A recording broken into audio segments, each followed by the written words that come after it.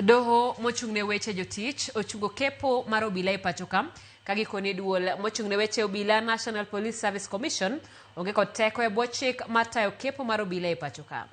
Jal buche doho mar jotich Helen Wasilwa ka ng'ado burano oyango ni tij kawo, tiego, tayo chenro kod riembo obila moro amora e tich en ting' mar duol mochung'ne tij obila mano National Police Service kende ma ok commission ochung'ne chenro mag obila. Ng'ato ma kamano koro owito oko milome mar kepo mar obila mane olandi kod jakom mar NPSC Peter Lelei kendo ma nyiso ni kepo mar obila koro ochungi gi e thuoloni.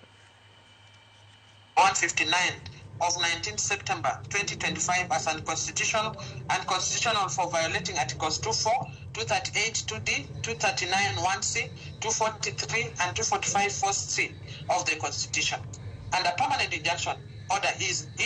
hereby issued directed at the National Police Service Commission barring or restraining it from the recruitment, training, employment, assignment, promotion, suspension, and dismissal of members of the service, including a permanent stay for the advertisement dated 19 September 2025 on the Daily Nation and legal notice number 159 of 19 September 2025.